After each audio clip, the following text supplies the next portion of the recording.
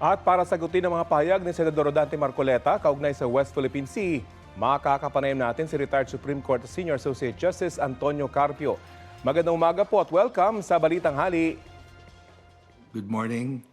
Good noon to everyone. Opo, pakipaliwanag po itong pinunan ni Senador Marcoleta na Magallona versus Ermita. May basehan po ba yung pagsasabi niyang tres unos ang desisyon ng Korte Suprema dyan? Alam mo yung Magallona versus Ermita, ang Congress passed a law.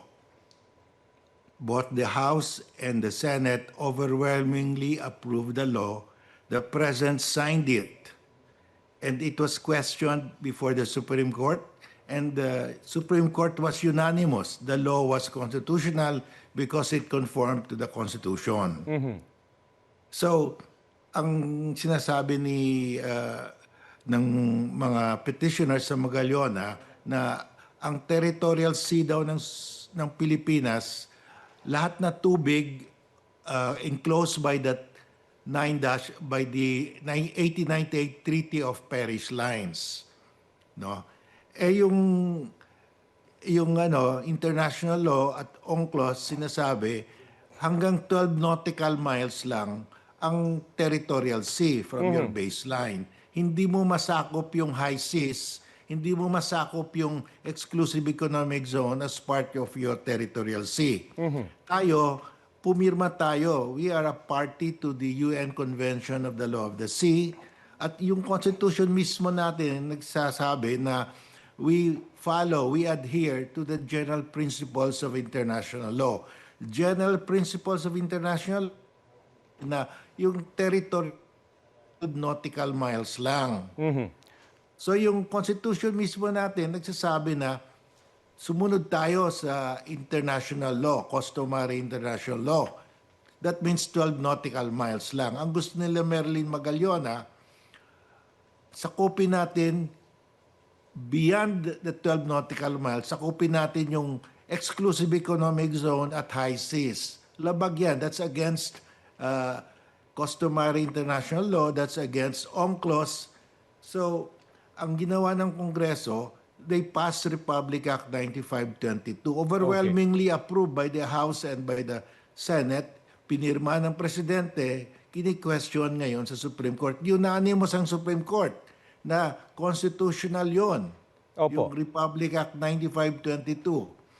So, ngayon sinasabi ni Senator Marcoleta, treason raw. Alam mo, walang treason. There is no crime of treason during peacetime. Every freshman law student knows that treason can be committed only during wartime. So, before Marcoleta can charge me with treason, dapat ang gagawin niya, i-amend niya muna yung Article 140 ng Revised Penal Code para treason can be committed during peacetime.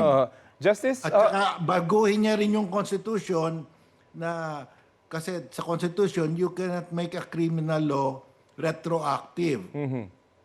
Ex post facto legislation yan. So baguhin niya muna yung Constitution para i-repeal yung ex post facto provision. At saka baguhin niya yung Constitution, i-repeal yung provision na we adhere to general principles of international law. At saka dapat yung i-convince ng President at saka Senate na mag-withdraw tayo sa UNCLOS. Dahil dun sa UNCLOS, we agree that ang ating territorial sea ay hanggang 12 nautical miles lang.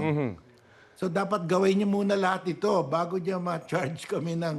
At saka i-convince yung Supreme Court na lahat ng mga members of the Congress, the senators and the congressman who passed the Republic Act 9522 at saka yung presidente who signed it are committed treason. Convince niya. At saka yung lahat ng mga justices ng Supreme Court, unanimous sila eh.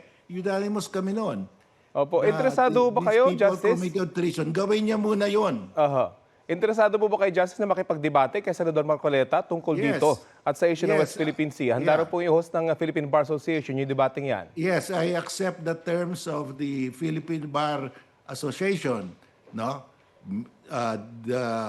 May terms sila, it will be a formal debate, papayag ako. Kahit saan, papayag ako. At wala pong mga kondisyon. No, ang alam mo, pag debate, may proposition. Okay. May affirmative at negative. So pag may affirmative at negative, yun. At saka ang topic dapat is there yung sinasabi kasi ni wala raw West Philippine.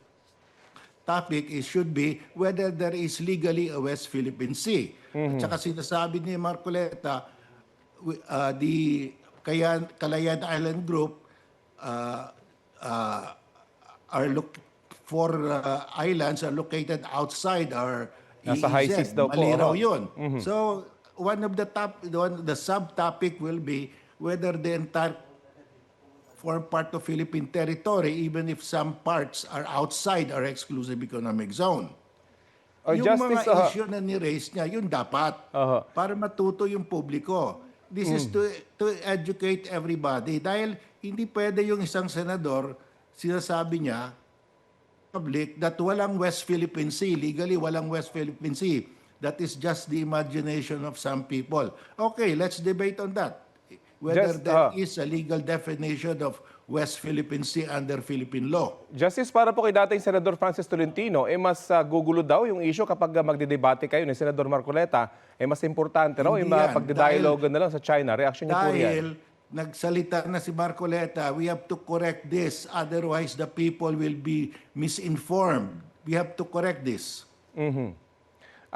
To some extent, pareho kayo na sinasabi na ang 12 nautical miles, yun lang gina-generate ng ating mga teritoryo. And beyond that, ay high seas. Pero ibang unique po, hindi ba? Yung Beyond 12 nautical miles, exclusive economic easy, zone. opo, oho. Beyond 200 miles, high seas na yan.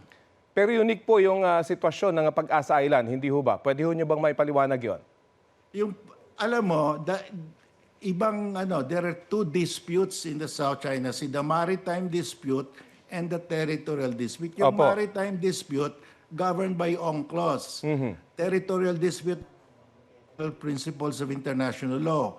Yung because of that, within your exclusive economic zone, there can be territories that do not belong to you, that belong to other countries. And there are also territories beyond the exclusive economic zone that can belong to countries. Hindi mo, what he's saying na dahil outside the exclusive economic zone natin yung 4 na isla ng Calayan Island Group, hindi na natin maklaim yon. Mali yun. Opo. You can claim even beyond your exclusive economic zone, offshore islands ang tawag dyan. At nasa batas na po natin at meron ng elected officials doon sa mga lugar na yon. Ano ho? Yes, 1734 pa, nasa Pedro Murillo Velarde map na yung Los Baos de Paragua. Spratlys yun. Yung Okay, Calayan Island Group, claim natin yan, 1734 pa. Mahaba-haba po talaga at masalimot ang debate ito kung sakaling matuloy po inyong debate. Pero very interesting. Maraming salamat po sa oras na binahagi nyo sa Balitang Hali.